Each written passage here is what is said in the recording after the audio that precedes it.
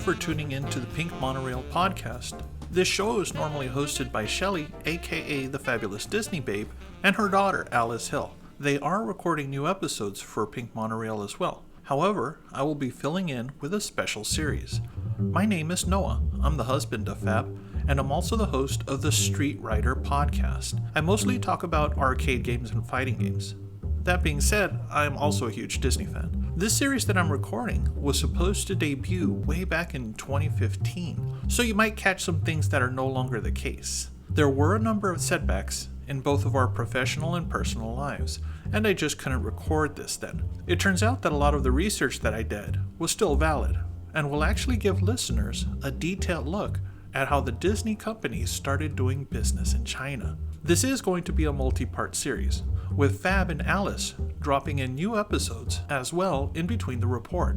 But that's enough of an intro. Let's get started. It did not take long for the Disney company to extend beyond the walls of a certain theme park in Orange County, California.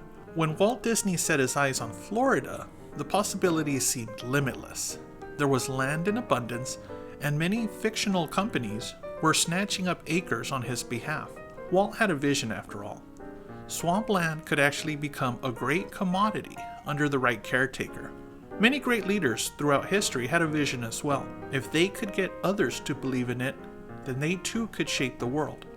This was a world that did not know it lacked automobiles, airlines, or computers until certain visionaries brought that technology to the forefront. Walt had a vision that extended beyond comics, cartoons, television, or movies. It went beyond Disneyland even. The path from Anaheim to Orlando was not a straight line. There were stopovers along the way. Mineral King in the Sierras and Riverfront Square in St. Louis were just some of the points of interest. Our good friend Jim Hill could help expand on those locations. But then again, so could Fab. But I digress. Walt was constantly changing his gaze, fine-tuning, and looking for the next challenge. As he stated, Disneyland will never be completed. It will continue to grow as long as there's imagination left in the world. Imagination gave birth to Disneyland, but the spark was there in his birthplace of Chicago and his childhood memories in Marceline. It was there when he created Oswald the Lucky Rabbit. It was in his barn while he tinkered with his trains. Imagination and vision went hand in hand for the old man. Walt could see the tiniest of details without missing the big picture. He did not live long enough to see the Florida project welcome its first guest, but the company carried on. It did more than survive in the years after. It actually grew under the guidance of many different leaders, some with a clear vision and some with a challenging vision. It continued to grow. The Disney company spent the past half-century expanding into new markets, not only for the sake of entertainment, but also for the sake of business. Disney had become the modern equivalent of the British Empire. The sun never set on it. The challenge to open a park in a new region had been met with cautious optimism. Was it possible to recreate the magic of Disneyland in a nation where English was not the first language? The Disney company had been doing business in Asia for decades. Films and television shows aside, the Disney presence in Asia was cemented, literally, with the opening of Tokyo Disneyland on April 15, 1983. For more than 30 years, the company had challenged its internal design teams, the legendary Imagineers, as much as their managers and executives, not to settle for second best. They had to show and prove that the vision of Walt Disney was very much still relevant. It was not an easy task. Shareholders and public opinion seemed fickle with news that Disney was setting up shop overseas. There were mistakes made along the way, both in the international as well as domestic parks. Rival corporations stepped up their presence in themed entertainment, and many former Disney employees jumped ship to start up their own companies. Internal power struggles threatened to derail million and even billion-dollar projects. In the end, senior members learned to get along for the sake of business. The company managed to stay in one piece. Tokyo Disneyland proved that the company could succeed in a foreign market. On September 5th, 2001, they opened a second park named Tokyo Disney Sea. The two parks sat side by side, 18 years separating their history and a generation of Imagineers separating their legacy. Both parks were unified by a single vision: Walt's vision. The company wanted to continue growing, but Japan had reached a saturation point. In order to expand, they had to go further east. The next expansion would happen in China, the cradle of Asian history and culture. The people of China, the cities, traditions, laws, and cultural differences would help shape the Disney presence overseas. That influence would ripple through the company and even affect the way business was done in the USA. To explain why Disney chose China, and in particular Hong Kong and Shanghai, the pink monorail is going to make several stops along the way. First thing, we're going to learn a little bit about China. China was a unique country in terms of topography, in terms of climate. What made China special, of course, were the people. With over 5,000 years of history, the Chinese had customs and traditions that harken back to the earliest civilizations on Earth. They were proud of this distinction, especially when compared to the nations that could barely cobble together a few centuries of history. Yet at the same time, the Chinese were eager for change. They shifted away from thousands of years of dynastic legacies towards a communist commonwealth in the modern era. In just over a century, they rebuilt from conflicts and atrocities of war, natural disasters, and famine with a diligent and tireless work ethic. They managed to gain economic stability and enormous growth over the past few decades because they never stopped working, planning, and changing. As a culture, they did not wholly lose their old traditions, yet were eager to follow the individual freedoms granted by Western nations. China was ready to demonstrate that change in the new millennia by flexing their collective buying power. It would be impossible for Disney and the other multinational corporations to ignore China for much longer. They were ready to spend their newfound wealth on the best. No company had a better reputation for meeting and exceeding the expectations of a client than the Disney company, although that perception only seemed to be valid in the West. The Walt Disney Company, known more commonly as Disney, seemed to be everywhere in the USA. It had an identity and a reputation, mainly positive, yet it was not ranked in the top 10 of Campaign Asia's top 1,000 brands. The ranking, with companies like Samsung, Sony, and Apple, were at the top. This was based on consumer brand perceptions. It covered things like trust, and the reputation of the company Disney was not in the top 10, or even the top 100 on its consumer confidence list. Of course, part of the reason that the Disney company was not ranked was because it was actually made up of dozens of smaller companies. When you think of Disney, what do you think of? Do you think of consumer products, publishing, feature animation, television animation, live television, theme parks, resorts, cruise lines? Or do you think about Lucasfilm, Pixar, Marvel, Jim Henson Studios? Well, technically, they're all part of the Disney family. The other companies on the Asia 1000 list were very focused, very specialized in one industry. Apple and Samsung were not as broad across the entertainment spectrum as Disney was. When people think of Apple, there are very specific products they have in mind.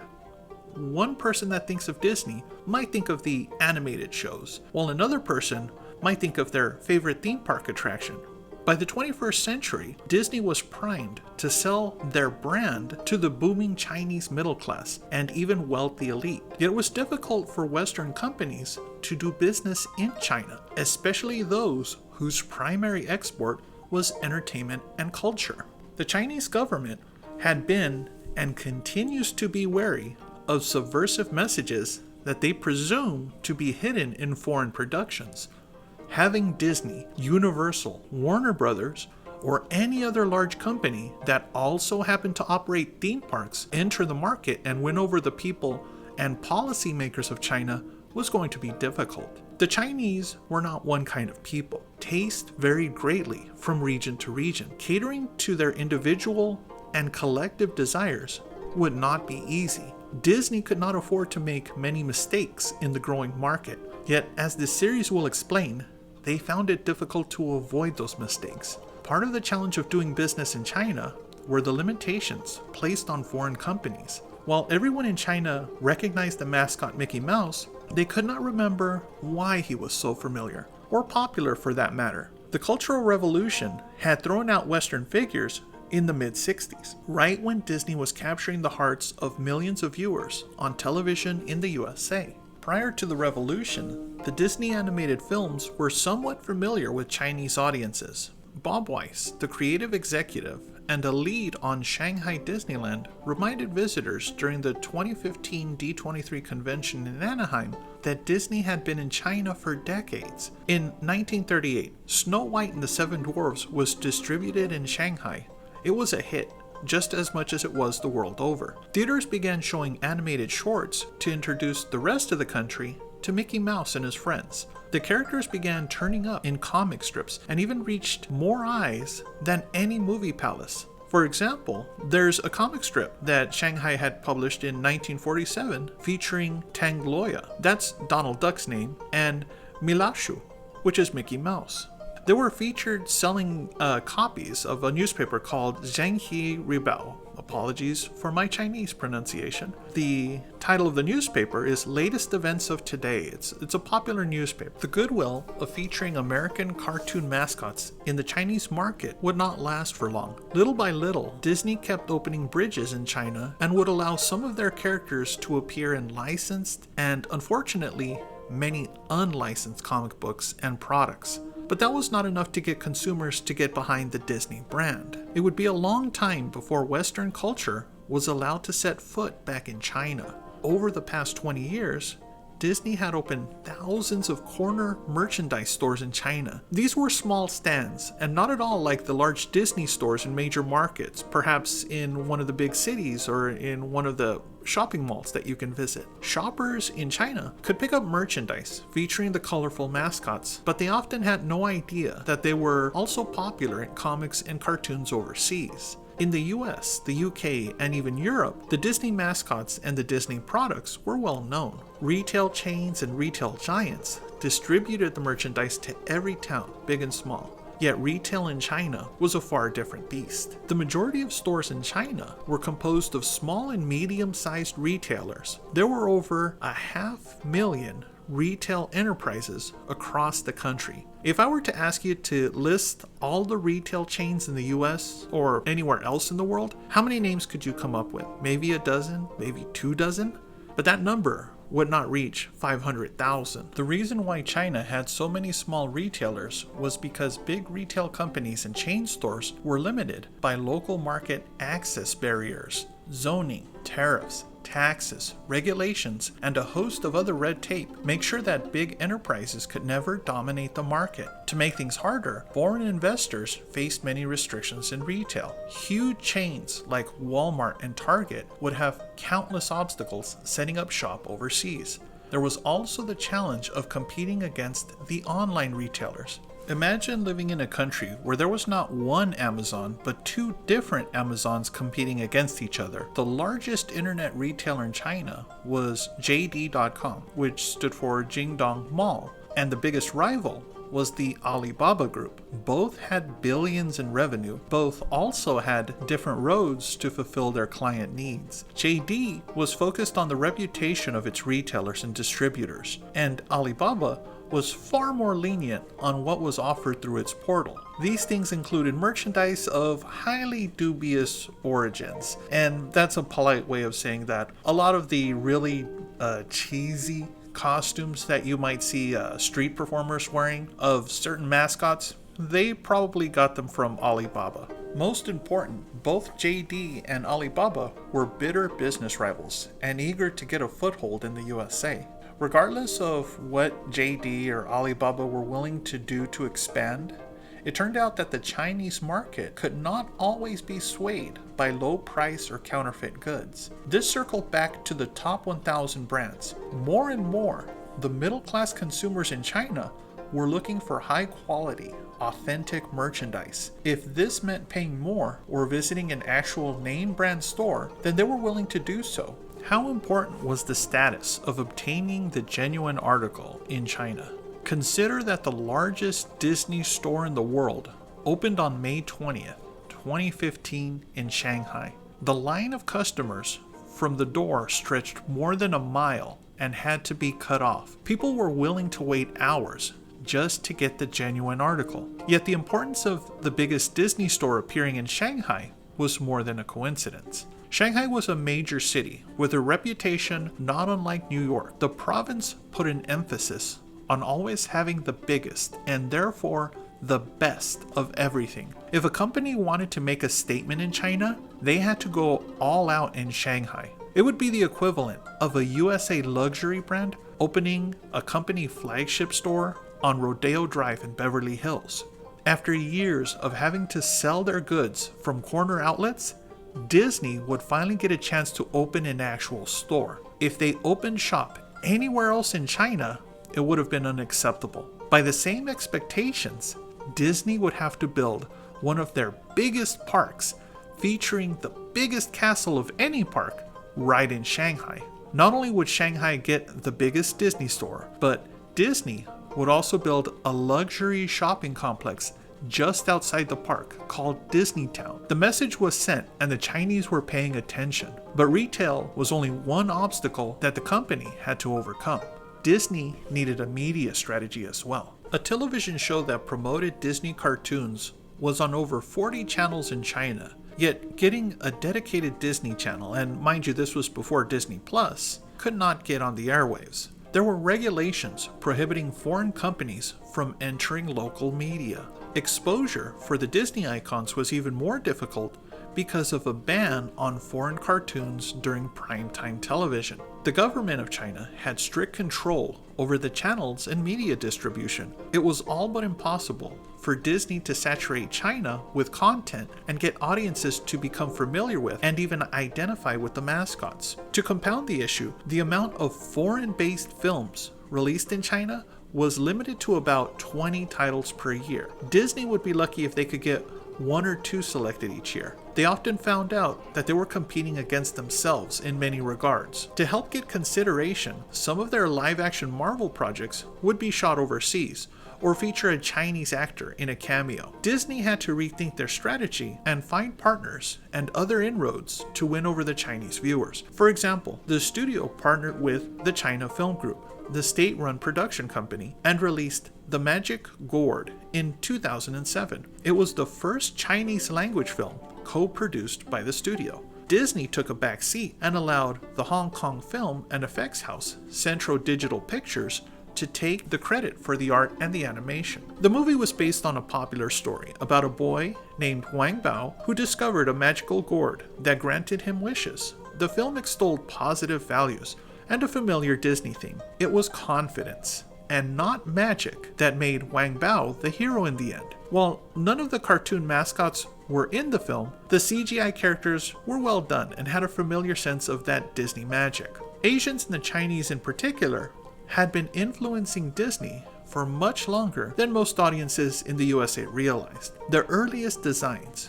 which were based on Chinese culture, were those of the dancing mushrooms from the 1940 film Fantasia, an adaptation of the Nutcracker. The 1889 ballet by composer Peter Ilyich Tchaikovsky was used as the basis of the sequence, in particular the Chinese tea performers, sometimes known better as the Chinese dance, from Act 2. The animated version featured Hop Lo, a diminutive mushroom whose cap was an imitation of a coolie hat and ponytail. The mushrooms in the sequence were supposed to look like people wearing a changshan, or a traditional robe, and a queue, or long ponytail. These settlers to the western United States in the 19th century had brought over their culture and fashion. By the 20th century, audiences were familiar with the unique garments and even adopted the word queue into their language. Modern audiences might find the characterizations in Fantasia stereotypical or racist. However, this cultural adaptation was not meant to offend audiences. The Nutcracker Ballet had featured an Arabian dance, a Spanish dance, which was not in the cartoon, and a Russian dance as well. These pieces were meant to be impressionistic adaptations of the culture, not meant to be mistaken as an inflammatory statement on a nation. Disney animators use creatures for nature, fishes and fairies, instead of people, to try to make the visuals even more unique when paired with the music. While the choice of the Hop Lo name was an ill-advised jab at the Chinese language, their character was nonetheless beloved by audiences and animators alike. Fantasia was considered too highbrow for most patrons, and only on re-release years later did audiences begin to appreciate the artistry behind the work and the evocative images put to music. The next film for Disney was an animated nature film based on the Austrian book Bambi, A Life in the Woods by Felix Salten. One of the artists that had a profound influence on this feature was a young Chinese immigrant named Tyrus Wang. Tyrus worked as an in-betweener, or artist that helped add pages of movement to a character by a lead artist. The work was very demanding and exhausting. Tyrus wanted a change in position, something that would make more use of his talents as a painter. When Walt Disney saw some of his paintings of nature, he knew that the project needed to become something unlike the animated features that had come before. Instead of focusing on details in the locations, Disney wanted them to be more impressionistic. This would give audiences a sense of scope and majesty of nature without missing the beauty, colors, and depth of the forest. So he needed artists like Wang. Tyrus could change the mood of a location with a few well-placed splashes of color. He was a master artist whose work spoke volumes about his insight and training. He became a lead artist on Bambi and no longer had to fear working on in-betweens. Tyrus came from a very modest upbringing.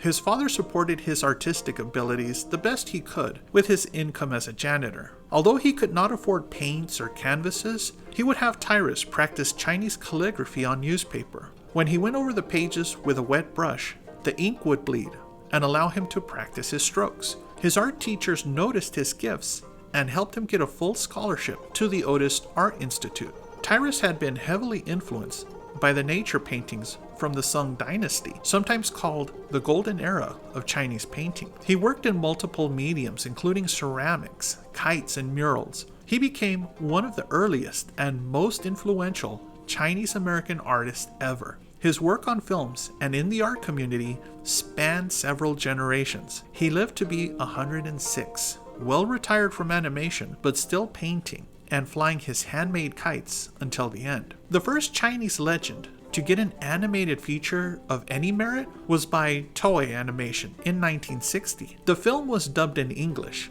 It was narrated by Sterling Holloway and retitled Alakazam the Great. The film was based on Mai Son Goku, a manga series by Osamu Tezuka, the Walt Disney of Japan. A great deal was lost in the translation, although Westerners that saw the film were fascinated by the legends of a magical monkey and his friends. They only needed to search a little before they found out about Journey to the West. There was far more to the Monkey King and his adventures. As Hong Kong Disneyland demonstrated, the character had never lost his appeal or cultural significance. Over the past 70 years, Disney had been growing more aware of their global audience.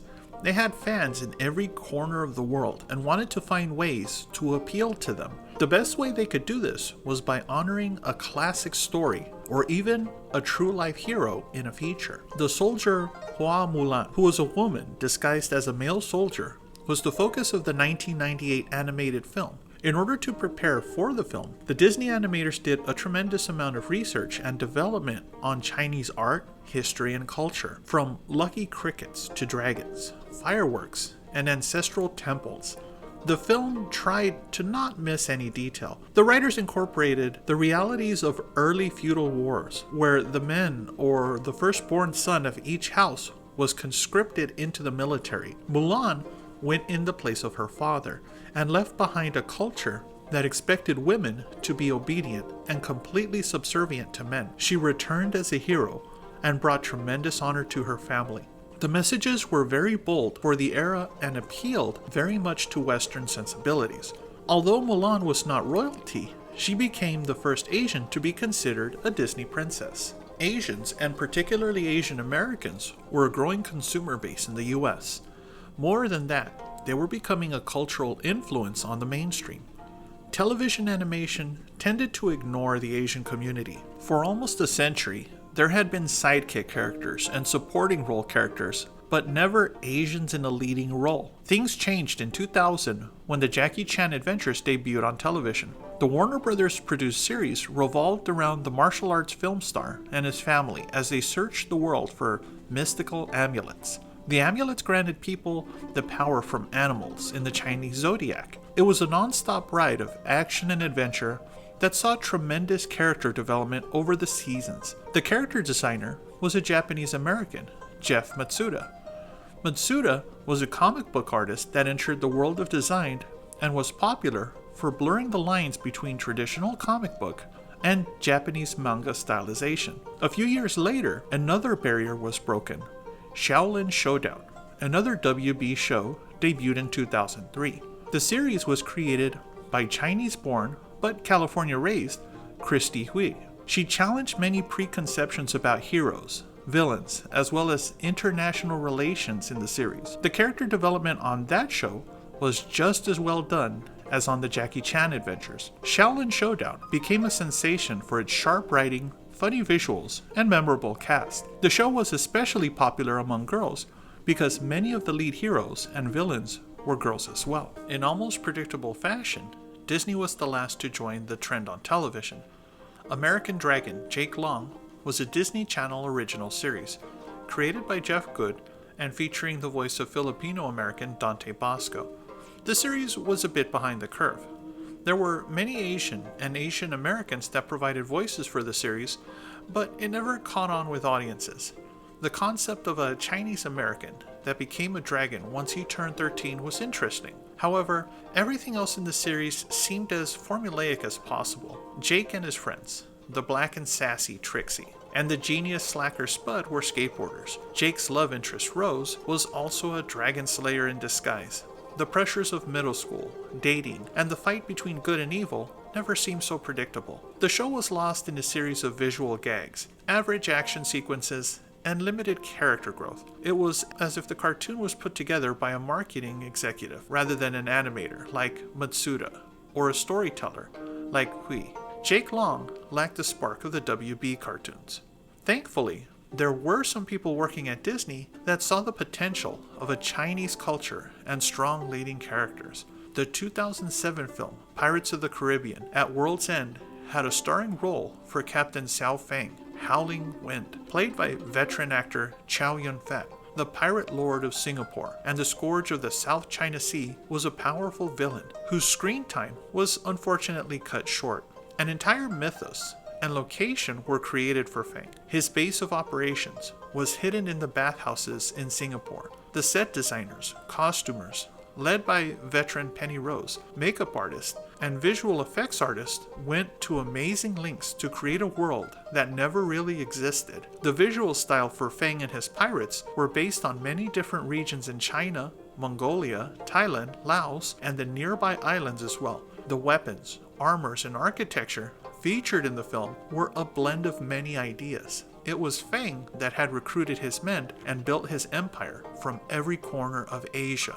The character and his ship, Hei Ping, which means flying dragon, aka the Empress, were so well done that they turned up again and again in books, comics, toys, and video games, including the 2013 title Disney Infinity. In 2015, Disney Television Animation took a creative challenge, introducing a science fiction show for young audiences. Miles from Tomorrowland featured a mixed ethnic family traveling the cosmos on behalf of the Tomorrowland Transit Authority. This would be the same TTA featured in Walt Disney World. The mother, Phoebe, as voiced by Olivia Munn, was of Asian descent. Munn herself was from a mixed family.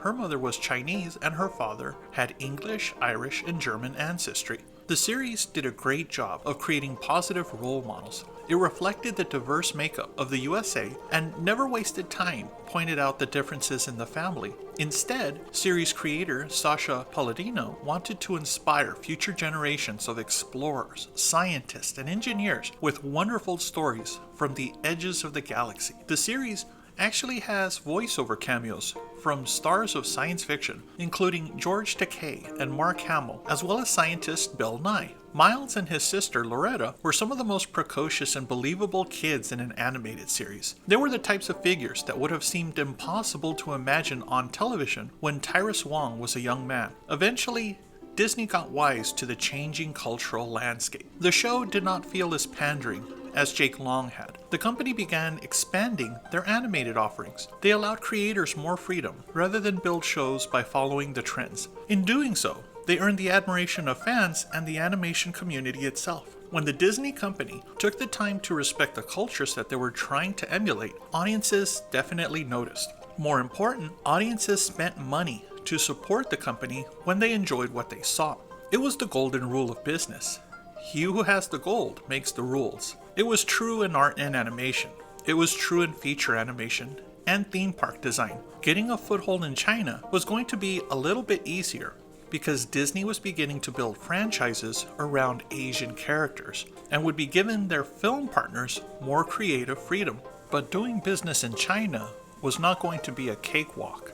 The Walt Disney Company was beginning to gain momentum in the Chinese state-run film industry. Their next challenge was to bring visitors into their theme park. China was going to be much harder to do theme park operations in than either Tokyo or Paris. The Chinese business structure operated very similarly to the cultural traditions of their society. Corporations could be equated to having a structure similar to family dynasties. In the US, there had been many successful businesses, political and entertainment giants that were helped along by nepotism and cronyism. In China, many companies expected the chain of command to be kept within a family, despite qualifications. Of course, in the larger companies, family members did compete and strive to be at the top of their class in order to validate their positions within the organization. They went to university and learned the ropes from respected mentors. There was a clear sense of order, and the collective good was favored more than the quick profit. The principle of surrounding a company with a solid business partner was known as guanxi. The word translated literally to relationship, but it meant more like a trusted party. Guanxi was not based on a company portfolio, but rather how the companies shared family, friends, connections, and even political contacts. Every possible connection could be taken advantage of and was expected in order to navigate the labyrinth of political bureaucracy connected to industry and politics. Even things like in which restaurants, which vendors, and which neighborhoods you conducted business with said something of your status and your pull. Nobody in the Chinese corporate world would have partnered with Disney if they did not establish a huge network of connections and kept those connections in the loop. China had favored a long-term strategy for social, economic, environmental, and political growth. The government would create 5-year plans to help improve the economy and standards of living for the working class. While Disney did not necessarily enter China with guanxi, they certainly understood the importance of having long-term goals in mind. Many Disney parks and attractions in development did have 5, 10, or even 20-year plans associated with them. Perhaps elements from one park or one ride did not work. The energy and efforts invested by the Imagineers were not scrapped. Many rides through history used elements that had been developed years earlier and had finally matured. This focus on long-term planning did catch the eye of many Chinese investors. The challenges for Disney to succeed in the Chinese business world would be twofold. They would have to build a trusted circle of partners and gain the goodwill of investors. Chinese companies operated with the dominant shareholder in mind and what they thought the interest of the company should be. The downside for Disney was that when they entered China, they would always be the minority shareholder, often without any guanxi.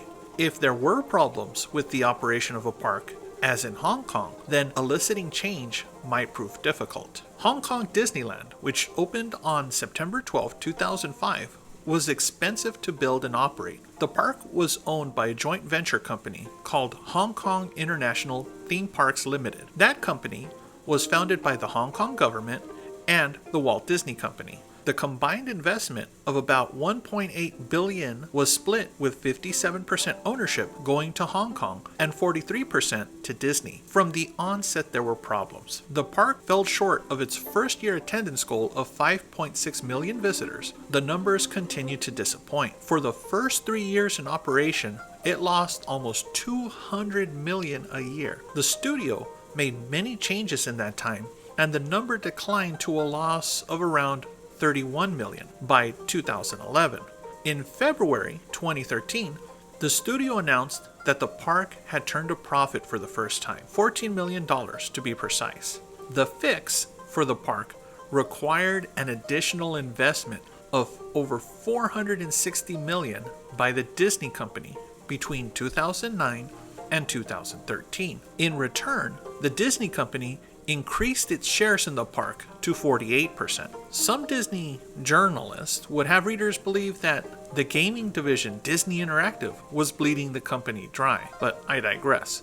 The effort and resources that Disney put into long-term planning helped them build credibility and Guangxi within the Chinese business community. When Hong Kong Disneyland opened to low attendance, the owners and shareholders were alarmed. Disney was not happy with consecutive multi-million-dollar losses and knew it had to do something to turn the tide. They began negotiations with the Hong Kong government to expand the park in 2007.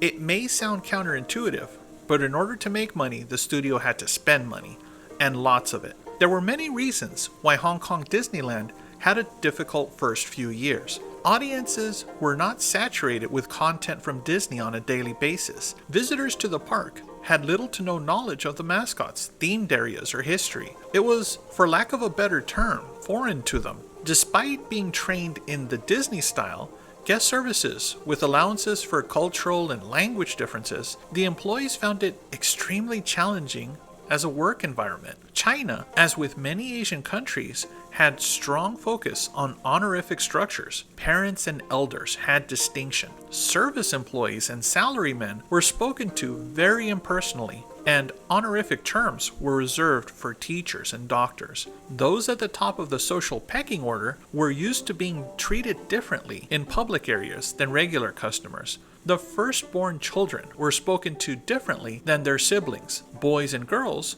were each addressed uniquely as well. The caste structure would be too strong a comparison, but there were notable differences in the way that visitors were expected to be treated simply because it was an established social pecking order. It was a culture shock when Disney expected all employees to treat every guest equally special. Unlike seating at a 5-star restaurant, the wealthy construction magnate had no authority to skip the line over the parent on holiday. What was most jarring from early park reviews was that Hong Kong Disneyland was not quite the experience that they were hoping for. The Chinese were, by and large, very conscious about receiving the maximum value for their dollars. The first Disney park in the country was small. It was the smallest park that Disney had ever debuted, smaller than the original Disneyland even. If a Chinese tourist had the means to visit Disneyland in Anaheim and other Southern California landmarks in the process, then why would they waste their time visiting a smaller and therefore inferior park domestically? The tourists from mainland China that Disney management had counted on stayed away in large numbers. Ad campaigns and promotions did little to stop the park from losing money at a tremendous rate. Even in 2013, the prices offered to Hong Kong visitors was quite low. Consider the features of the Platinum Annual Pass for Hong Kong Disneyland. Again, this is 2013 prices. The pass was valid 365 days a year. This included free parking, a 20% discount on food and merchandise, 35% off if you visited during your birthday. This included 2 fast passes each time you used your pass, 25% off hotel reservations, and much more. All of this was about $2,500 Hong Kong. This translated to about $320 US. The lower end silver tier membership cost $77 US and allowed access to the park about 250 days out of the year. This was an amazing value compared to the rates of the Disneyland annual passes in Anaheim. A premium pass, which included access to both Disneyland and Disney California Adventure 365 days a year, but only had 20% off on merchandise and 15% off on dining back in, again, 2013, was about $670 US. The lowest price pass, the Southern California Select Pass, again back then, was about $280 and allowed access to the park for 170 days out of the year. The Chinese were clearly getting the best value by comparison. Disney had to do something quickly to increase Hong Kong attendance, but because the company was large and multifaceted, there was simply no fast solution.